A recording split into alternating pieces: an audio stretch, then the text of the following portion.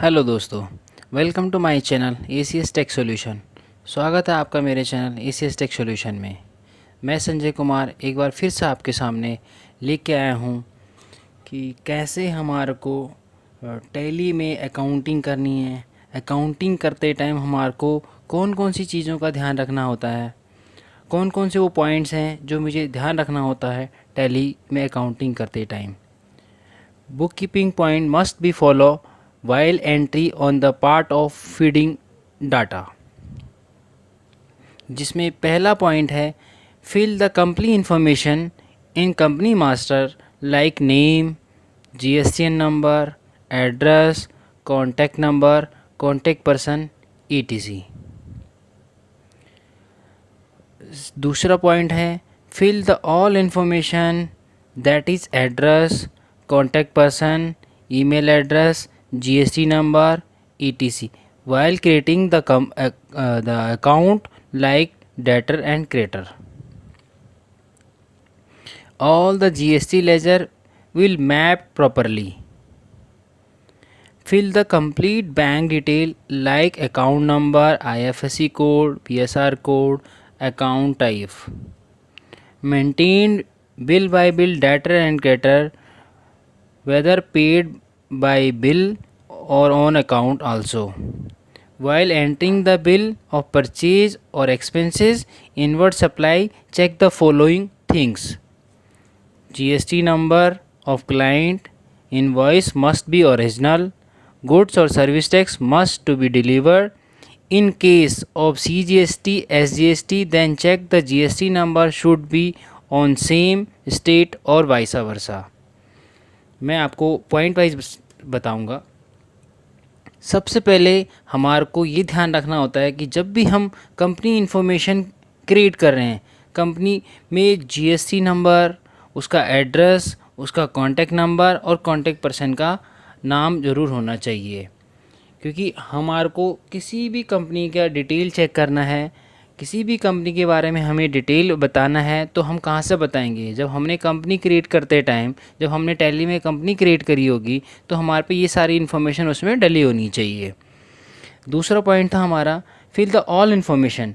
Means जब भी हमारे को किसी को डेटर को या क्रिएटर को हमें क्रिएट करना है तो हमें उसका, उस डेटर का, उस क्रिएटर का address, contact number, email address, उस डेटर का या क्रिएटर का जीएसटी नंबर हमें अपना उस डेटर के लेजर के अंदर इंफॉर्मेशन फीड करना है। सेम वही थर्ड नंबर है all the GST ledger while mapping properly. Means जब भी हम अपना जीएसटी के कोई लेजर क्रिएट करते हैं, जैसे कि हमारा sale central at the rate of 18% है, अब हमें उसको क्रिएट करना है तो हमें उसको देखना है कि सेंट्रल का सेल है तो उसमें इंटर स्टेट सेल सेलेक्ट करना है। तो जब भी हम अपना जीएसटी के लेजर क्रिएट करते हैं उनको प्रॉपर मैप करना है, तभी हमारे GSTR 1, GSTR 3B, GSTR 2 proper तैयार होंगे अपने रजिस्टर जो हमारे आते हैं। उसी चौथा पॉइंट है the fill the complete bank detail. Means जब हम अपना कंपनी क्रिएट करते हैं ये तो उसमें हमारे को बैंक डिटेल पूछता है, तो बैंक डिटेल हमें उसमें पूरा डालना है। उसका बैंक का नाम, उसका IFSC code, BSR code, account type किस टाइप का है। उससे आपको ये बेनिफिट होगा कि आप अपनी चेक जो प्रिंट कर सकते हैं वो टैली से भी कर सकते हैं। तो हमें इन बातों का ध्यान रखना है, बिकॉज इससे क्या होता है कि जब हम किसी चेक को प्रिंट करेंगे तो हम वो टैली से कर सकते हैं। जब मैं अपनी अगली एक वीडियो बनाऊंगा कि आपको टैली से चेक कैसे प्रिंट करने हैं, वो भी मैं आपको बताऊंगा। इसी में मेरा पांचवा पॉइंट है maintain bill by bill debtor and creditor whether paid by bill और ऑन अकाउंट। मीन्स हमारे को जब भी डेटर और क्रेडिटर को अपनी सेल या परचेज हम चढ़ाते हैं, डेटर और क्रेडिटर को सिलेक्ट करते टाइम हमें ये सिलेक्ट करना है कि ये किस कौन सा बिल है, अपना न्यू बिल है या बिल अगेंस्ट बिल है या किसी एडवांस पेमेंट के अगेंस्ट है, ये हमारे को उसमें मेंटेन करना है। जब हम उसकी बिल की पेमेंट करते हैं या उस बिल की पेमेंट आती है तो हमें उसको उस मेंटेन करके चलना है। उससे हमारे को ये पता लगता रहता है कि हमारी जो पेमेंट है वो कौन कौन से बिल के अगेंस्ट आउटस्टैंडिंग है। ये सारी चीज़ें हमारे को ध्यान रखना होता है।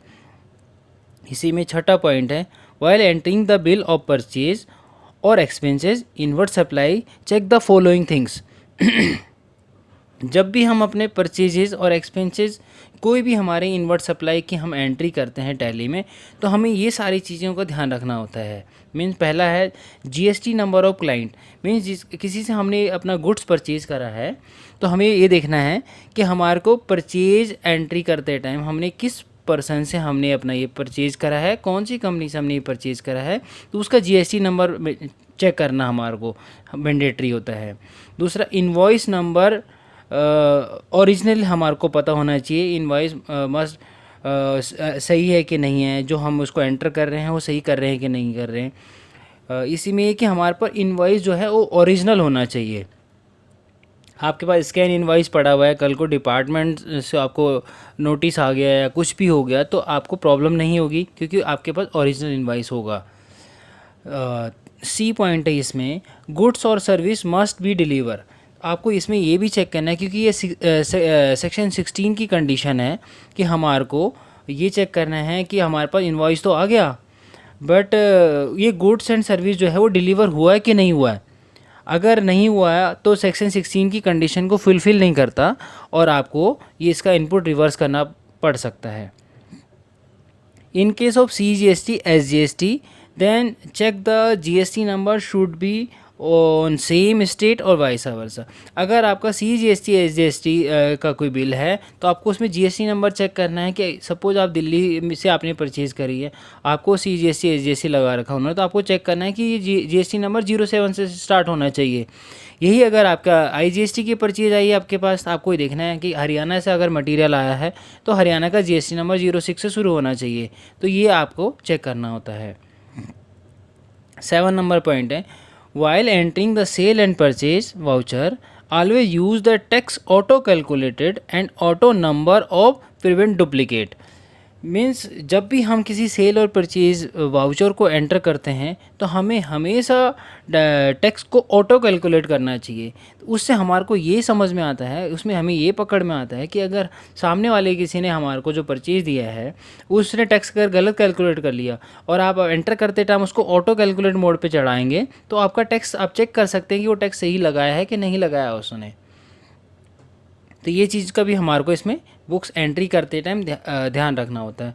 दोस्तों, मैं ये सारी चीज़ें आपको ये बता रहा हूँ कि जब भी हम बुक्स में कोई एंट्री करते हैं, जब भी हम कंपनी क्रिएट करते हैं, अकाउंटिंग बुक्स करते टाइम हमें किन किन बातों का ध्यान रखना होता है, अकाउंटिंग वर्क करते टाइम हमें किन किन चीज़ों का ध्यान रखना होता है, वो सारी चीज़ें मैं आपको बता रहा हूँ। तो इसमें आपके कोई भी क्वेश्चन होंगे इससे रिलेटेड तो आप मेरे को अपने कमेंट बॉक्स में बता सकते हैं कि मैंने आपके क्या क्वेश्चन है और मैं आपका रिप्लाई ज़रूर करूँगा। 8वां पॉइंट है, always narration the transaction detail in narration. मैं आपको फिर से बता रहा हूँ कि जब भी आप कोई बिल एंटर करें, मैंने आपको ऊपर भी बताया आपको GST नंबर डालना है, ओरिजिनल इनवॉइस आपके पास होना चाहिए, goods and service tax must be deliver. इसी के साथ ये है कि आप जब कोई परचेज़ या एक्सपेंसेस आप चढ़ा रहे हैं तो आपको क्या करना है, आपको नरेशन में ज़रूर मेंशन करना है। किसी आपको एडवर्टाइजमेंट सर्विसेज में आपने इनवॉइस चढ़ा दिया, बट नरेशन में वो किस टाइप की एडवर्टाइजमेंट सर्विस है, आपने किस तरीके की सर्विस ले रखी है, वो अगर आपने नरेशन में लिखा होगा तो कोई भी आपका ऑडिटर होगा, मैं चेक कर रहा हूँ, कोई और चेक कर रहा है, तो उसको ईजिली समझ आ जाएगा कि आप क्या करना चाह रहे हैं। इस नरेशन से लिखना मस्ट होता है, ज़रूरी है, आपको मस्ट नरेशन लिखना है। 9वां पॉइंट है हमारा, bank must be enter from cheque book and deposit slip. और जो आपका चेक बुक का काउंटर स्लिप होता है उसके थ्रू आपको अपना चेक की एंट्री करनी है, क्योंकि जब भी आप बैंक रिकनसाइल करती है BRS अगर जिन लोगों को नहीं आता है तो मैं BRS के बारे में भी आपको आगे बता दूंगा, लेकिन आपको ये पता होना चाहिए कि आप अगर चेक के थ्रू पेमेंट कर रहे हैं या आपको कोई कैश डिपॉजिट कर रहे हैं या आपको कोई चेक आया है तो आपने डिपॉजिट स्लिप में उसको भरा होगा, काउंटर स्लिप में भरा होगा। तो उसके थ्रू ही हमारे को हमेशा एंट्री करनी चाहिए। तो उससे आपका जो करंट बैलेंस है बैंक का वो आपको पता लगता रहता है कि मेरे बैंक में आज की डेट में बैलेंस कितना है, क्योंकि स्टेटमेंट आप डेली बेसिस पे, वैसे तो आजकल ऑनलाइन बैंकिंग हो गई है सबके पास, बैंक आप अपना इमीडिएटली चेक कर सकते हैं कि आपका बैलेंस क्या आ रहा है, बट फिर भी आपको पता होता है कि मैंने इतना आज ही चेक जमा कराया है, मैंने आज ही चेक काटा हुआ है, तो आपको करंट बैलेंस पता लगता रहता है। आपके डेटर करंट रहते हैं आपके पास, क्रेडिटर आपके पास करंट रहते हैं आपके पास, तो उन चीज़ों का भी आपको ध्यान रखना होता है। 10वां पॉइंट है pass the cash expenses entry on the first day of the month for cash management. Means वैसे तो आपने देखा होगा कि अपना स्टैट्यूटरी ऑडिट के अंदर अब आपका मस्ट हो गया कि आप 10,000 से ऊपर की कैश एंट्री आप किसी को दे नहीं सकते हैं, लेकिन फिर भी आपको क्या करना है कि अगर आपके कुछ कैश एक्सपेंसेस होते हैं, पेटी कैश एक्सपेंसेस होते हैं, तो आपको कैश मैनेजमेंट के एंगल से क्या करना है, आपको डेली बेसिस पे एक कैश की एंट्री बुक कर देनी है। आपको पता है कि मेरे मंथली कैश एक्सपेंसेस जो है वो 2.5 लाख के हैं सपोज टोटल ओवरऑल, तो आपके पास बुक्स में कैश है कि नहीं है, आपको उसको मैनेज करने के लिए फर्स्ट डे ऑफ मंथ, पहले दिन मंथ में ही आपने एक 2.5 लाख की एंट्री डाल देनी है, और उसी के अकॉर्डिंग आपकी पूरी ट्रांजैक्शन चलती रहेगी पूरे मंथ में। जब भी आपको लगेगा कि आपका कैश शॉर्ट हो रहा है, आपने मैनेजमेंट से अपना डिस्कस करना है कि हमारी बुक्स में कैश सेल कम हो रही है, हमारी बुक्स में अपना कैश विड्रॉल कम हो रहा है, तो कैश मैनेजमेंट के एंगल से आपको इसकी एंट्री डाल देनी, कैश प्रोविज़न की एंट्री डाल देनी है। इसी में 11वां पॉइंट है always check the applicability of TDS on transaction. अब आपने कोई भी एंट्री करी, जैसे ही आप एंटर कर रहे हैं किसी भी ट्रांजैक्शन को, तो आपने ये चेक करना है कि इस ट्रांजैक्शन पे कोई टीडीएस अप्लीकेबल तो नहीं है। अगर टीडीएस एप्लीकेबल है तो इमीडिएटली आपने उस ट्रांजैक्शन का, उस एंट्रीज का टीडीएस डिडक्ट कर देना है, और आपका क्रेडिटर का आउटस्टैंडिंग स्टैंड कर देना आफ्टर डिडक्टिंग द टीडीएस। अपने टीडीएस को डिडक्ट करेंगे और अपना एंट्री को स्टैंड कर देंगे, क्योंकि आपको कोई भी मैनेजमेंट, आपका सीनियर पर्सन, आपका सीनियर कंसल्टेंट, कोई भी आपका पूछता है कि आपने कितने क्रेडिटर हैं जो आपको पे करने हैं, किस किस का कितना बैलेंस आ रहा है, तो आप एक्यूरेट बैलेंस उनको बता सकते हैं। अगर आप टीडीएस की एंट्री नहीं बुक करेंगे और आपको टीडीएस नहीं चेक करेंगे, तो आपको क्या होगा, टीडीएस में इंटरेस्ट भी पड़ेगा। अब टीडीएस का इंटरेस्ट क्या है, ये सारी चीज़ें तो मेरे आने वाले वीडियो में आपको देखने को मिलता रहेगा। वही आपका हमारा 12वां पॉइंट है always check the GST applicability on GST credit. Means जब भी हम किसी इनपुट को या इनवर्ड के सर्विसेज के इनवॉइस को हम चढ़ा रहे हैं अपनी बुक्स में, तो हमें ये चेक करना है कि मेरे इस ट्रांजैक्शन पे जो मेरे जीएसटी का जो मैं इनपुट बुक कर रहा हूँ वो मेरे एलिजिबल है कि नहीं है। अब कई लोगों का क्वेश्चन ये भी होगा कि ये सारे पॉइंट्स तो आपने बता दिए कि जीएसटी एप्लीकेबल है नहीं है, टीडीएस एप्लीकेबल है नहीं है, लेकिन किसी को यही नहीं पता कि जीएसटी एप्लीकेबल कौन कौन सी सर्विसेज पे है, कौन कौन से गुड्स पे है, टीडीएस एप्लीकेबल कौन सी सर्विसेज पे है, कौन से गुड्स पे है नहीं है। तो ये सारी चीज़ें मैं आपको आगे मेरे वीडियो आते रहेंगे और मैं आपको बताता रहूँगा। बस आपका सपोर्ट चाहिए, आप मेरे साथ जुड़े रहिए, मैं आपको हर वीडियो में कुछ ना कुछ नया सिखाता रहूँगा। मैं कभी टाइम वेस्ट करने के एंगल से नहीं वीडियो बनाता, मैं चाहता हूँ मेरे थ्रू कहीं ना कहीं किसी को नॉलेज जाती रहे, और मैं ये सब चीज़ करते रहूँगा। अब अगला मेरा एक पॉइंट आते हैं जिसमें मैंने ये मेंशन करा हुआ है कि मेरे को रिकन्सिलेशन कैसे करना होता है, रिकन्सिलेशन कैसे हमें मेंटेन करने होते हैं। तो सबसे पहले है bank reconciliation should be in Tally and after reconciliation take print out and attach the bank statement. Means मेरे को जब भी बैंक रिकन्सिलेशन करना है मुझे टैली से करना है।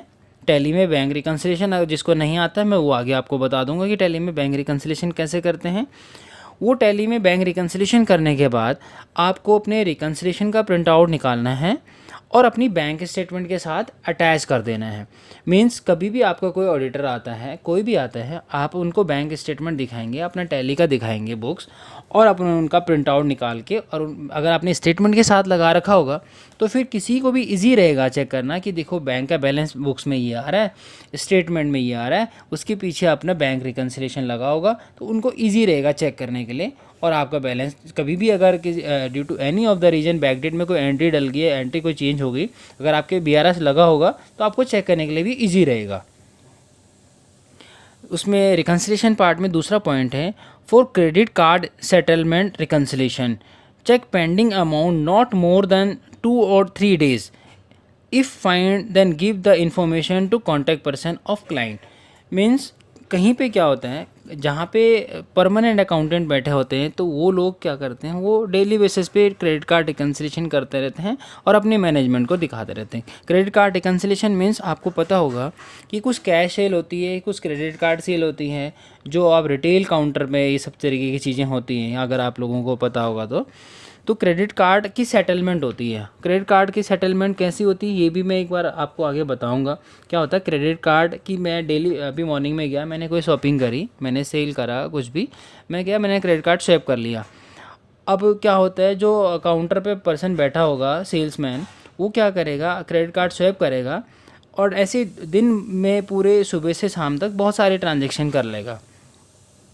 तो क्रेडिट कार्ड के पैसे हमेशा क्या होता है, इवनिंग में आपको एक सेटलमेंट रिपोर्ट निकालनी होती है और हम ये देखना होता है कि सुबह से शाम तक आपने कितने क्रेडिट कार्ड की सेल करी है और उसका टोटल अमाउंट कितना हुआ. सपोज आपने 500 के बड़े सारे ट्रांजेक्शन करी है और उनका टोटल होगा 20,000.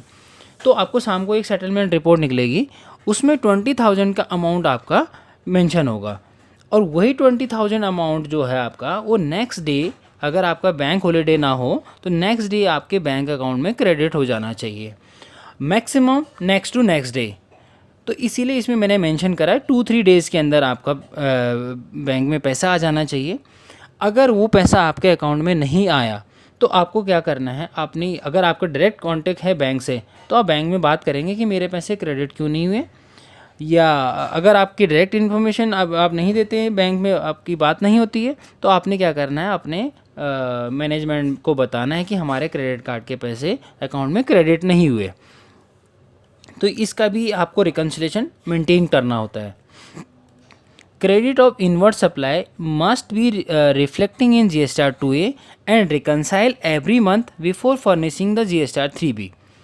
अब ये बड़ी समस्या हर जगह में आती है अकाउंटिंग करते टाइम, कि किसी की क्वार्टरली रिटर्न है, किसी की मंथली रिटर्न है, और 3B जो है वो आपको पता होगा 3B जो है मंथली जाता है. तो कई लोगों को यही नहीं पता होता है कि GSTR 2A में मेरा क्रेडिट नहीं आ रहा, उसका रीज़न क्या है. कई लोग GSTR 2A को रिकन्साइल नहीं करते. तो मैं आपको सजेस्ट करूँगा कि जब भी GSTR 3B आपकी फ़ाइल हो तो आपको अपने GSTR 2A रिकन्साइल करना चाहिए. अब आप ये कहेंगे, कई हमारे बिगनर्स होंगे उनको ये नहीं पता होगा GSTR 2A क्या होता है. ये भी GSTR 2A के बारे में भी आपको बताया जाएगा आगे. वैसे मैं अभी शॉर्टकट में आपको बता देता हूँ, GSTR 2A होता है जिसमें हमारे सामने वाले से हमने गुड्स परचेज़ करे हैं, मीन्स अपने वेंडर से हमने कुछ परचेज़ करा है और मैंने उसका इनपुट लेना है 3B में, तो वो इनपुट मेरे GSTR 2A में शो होना चाहिए. मीन्स सामने वाले ने तो अपना सेल करा, वेंडर ने हमारे को सेल करा, हम उसके कस्टमर हो गए, उसने हमारे को सेल करा, वो अपनी GSTR 1 को अपलोड करेगा और उसका डाटा जो है हमारे GSTR 2A में रिफ्लेक्ट करेगा. तो GSTR 2A जो है वो एक क्रेडिट रिपोर्ट है, जैसे हमारा इनकम टैक्स में 26 ईयर्स होता है, तो हमारे को GSTR 2A भी चेक करना होता है. उसी के साथ मेरे को make a GSTR 1 and GSTR 2A on monthly basis and pass the journal entry for tax payable receivable. अब क्या होता है, आप अकाउंटिंग कर रहे हैं, आप सारी चीज़ों को फॉलो करते आ रहे हैं जो मैंने ऊपर से आपको बताते आ रहा हूँ, और अगर आप जब GSTR 2A GSTR 3B अपना तैयार कर रहे हैं, GSTR 1 GSTR 2 GSTR 3 अपना तैयार कर रहे हैं और आपने सब कुछ मैच कर लिया, तो आपको अपनी एडजस्टमेंट एंट्री, जर्नल एंट्री पास करनी होती है ड्यूटीज एंड टैक्सेस की. अब कई लोगों को उसका GSTR ड्यूटीज एंड टैक्सेस की एंट्री समझ नहीं आती, इसको कैसे पास करते हैं. एक ड्यूटीज एंड टैक्सेस का भी मैं एक एक्सेल बनाऊंगा आगे आपके लिए. तो बहुत सारी चीज़ें हैं जो हमारे को अकाउंटिंग में सीखनी होती है. ये पॉइंट मैं उनके लिए बता रहा हूँ जिनको बेसिक अकाउंटिंग आती है और इन सब चीज़ों को वो बीच में मिस कर जाते हैं अपनी अकाउंटिंग करते टाइम. मैं ये चीज़ें उनको बता रहा हूँ. बिगनर को जिनको समझ नहीं आ रहा होगा, आप कमेंट बॉक्स में कमेंट करते रहें और मैं आपको बताता रहूँगा आगे.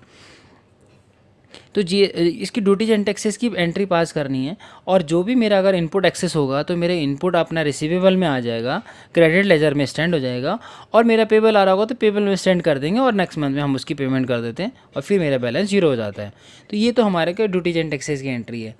उसी तरीके से ऑलवेज चेक स्टॉक इधर कंपनी इज़ ट्रेडिंग और manufacturing if the quantity maintain the then check the quantity minus otherwise maintain the stock with cost of good sold. इसमें क्या होता है, आपको पता होगा कि जब भी ट्रेडिंग मैन्युफैक्चरिंग प्लांट होते हैं, मैन्युफैक्चरिंग प्लांट में क्या होता है, आप लोग मैक्सिमम लोग स्टॉक को मेंटेन नहीं कर पाते हैं। वो लोग परेशान रहते हैं कि हमें स्टॉक को कैसे मेंटेन करें, क्योंकि अकाउंटेंट आता है, अकाउंटेंट एंट्री करता है, तो सीनियर अकाउंटेंट उसको चेक करता है। लेकिन जो मैन्युफैक्चरिंग हो रही है उसमें क्या होता है, रॉ मटेरियल लग रहा होता है। रॉ मटेरियल का जो भी रिकॉर्ड मेंटेन करना होता है वो मैनेजमेंट का दूसरा कोई पर्सन स्टॉक कीपर हो गया या कोई और मेंटेन करके चल रहा होता है। तब इसमें स्टॉक को हम मेंटेन नहीं कर पाते कई लोग, तो उसके लिए एक स्टॉक जर्नल की एंट्री होती है, वो भी मैं आपको बताऊंगा टैली के थ्रू एक बार आने वाले वीडियो में कि स्टॉक जर्नल की एंट्री कैसे करनी है, उसको मैन्युफैक्चरिंग का स्टॉक कैसे बनाना है।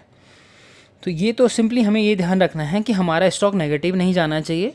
स्टॉक अगर नेगेटिव जा रहा है तो हमारे को अपने मैनेजमेंट के साथ, या पहली बात तो स्टॉक जाना नहीं चाहिए नेगेटिव में। अगर जा भी रहा है तो हमें अपने मैनेजमेंट के साथ या सीनियर मैनेजमेंट के साथ अपना डिस्कस करना है कि हमारा स्टॉक क्यों नेगेटिव जा रहा है, हमारा स्टॉक नेगेटिव नहीं जाना चाहिए। मैन्युफैक्चरिंग प्लांट का वीडियो बनेगा, उसमें मैं आपको बताऊंगा मैन्युफैक्चरिंग का स्टॉक को कैसे मेंटेन करना है। Reconcile the debtor and creditor on monthly basis if debtor having credit balance or creditor having debit balance, inform to concerned person और client। मीन्स ये आप अकाउंटिंग करते हैं और आपको भी पता होगा कि जब भी हम किसी को सेल करते हैं और या हम किसी से परचेज़ करते हैं तो मैंने ऊपर बताया उसको बिल बाय बिल मेंटेन करना है। तो अब हमें ये चीज़ को भी ध्यान रखना है कि अगर हमारे किसी डेटर का क्रेडिट बैलेंस आ रहा है और क्रेडिटर का डेबिट बैलेंस आ रहा है, तो ये भी हमारी बुक्स में गलत हो रहा है, क्योंकि ये होना नहीं चाहिए। कभी भी कोई वो उसी केस में हो सकता है जब हमारे डेटर का हमारे को एडवांस दे रखा होगा तभी क्रेडिट आएगा। हमारे क्रेडिटर को हमने पहले ही एडवांस दे रखा होगा तो उसका डेबिट बैलेंस हो सकता, अदरवाइज़ नहीं होना चाहिए किसी भी केस में। तो ये हम चेक करते रहेंगे तो हमारी अकाउंटिंग गलत नहीं होगी। हम अपने मैनेजमेंट को टाइमली इन्फॉर्म कर सकते कि आपकी रॉन्ग पेमेंट हो गई है या रॉन्ग पेमेंट आ गई है। तो ये इस चेक करने के लिए आपको ये चेक करना है कि क्रेडिटर का क्रेडिट बैलेंस किस वजह से आ रहा है।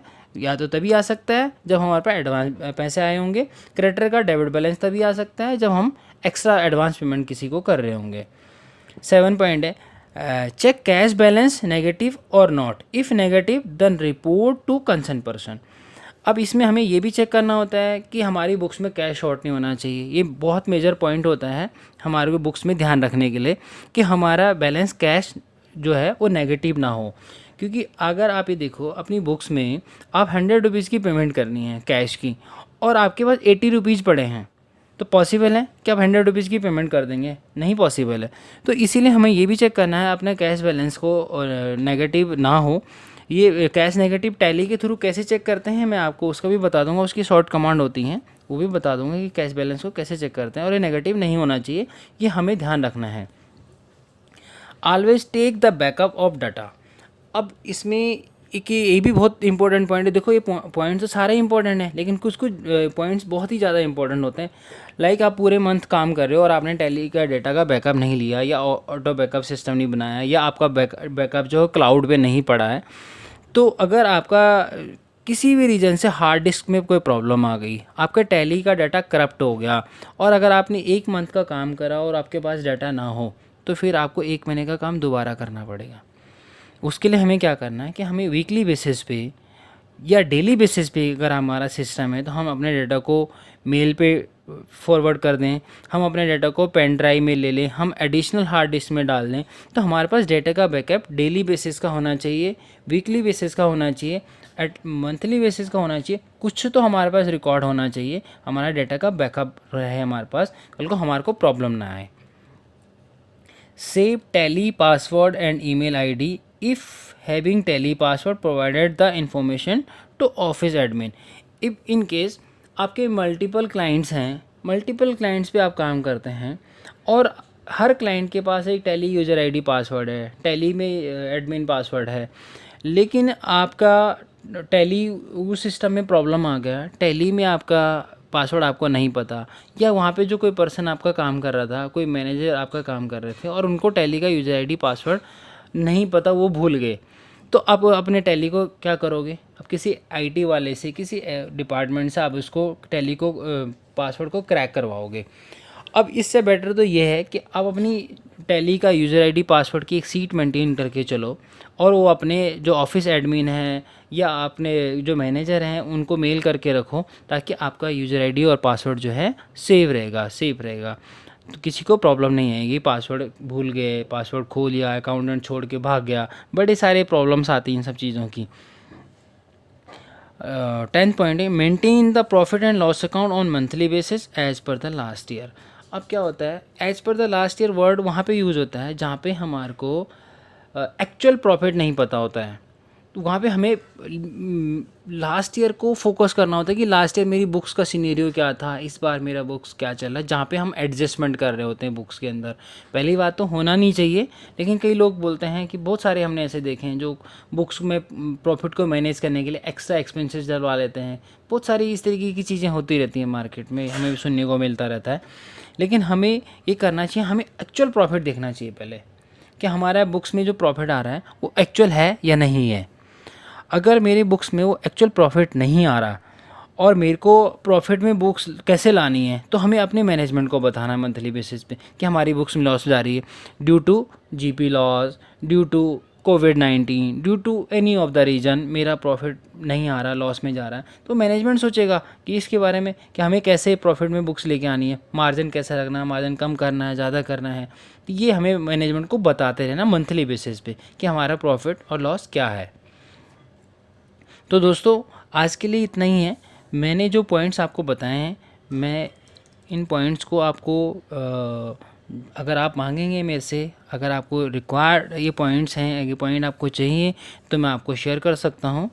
उसके लिए आपको ये मेरी यूट्यूब चैनल को फॉलो करना है, लाइक करना, शेयर करना है, सब्सक्राइब करना है, और मैं ऐसी वीडियो आपके लिए बनाता रहूँगा। अगर आपको कोई भी क्वेश्चन होगा तो आप मेरे कमेंट बॉक्स में क्वेश्चन करें, मैं आपके लिए वीडियो बनाता रहूँगा। मेरे लास्ट वीडियो को आपने एक मेरा प्रमोशनल वीडियो था जिसको आपने बहुत अच्छे से शेयर करा है, सब्सक्राइब करा है, अच्छा प्रमोट करा है, तो मैं आपके लिए थैंक यू करना चाहूँगा कि ऐसी मेरी वीडियो को आप लाइक करते रहें, और मैं ऐसी वीडियो आपके लिए बनाता रहूँगा, नॉलेज वाली वीडियो। अगर इस वीडियो में आपको अच्छा लग रहा तो ऐसे ही मेरे को कमेंट्स में लिखते रहें, मैं आपको वीडियो बनाता रहूँगा। Thank you so much.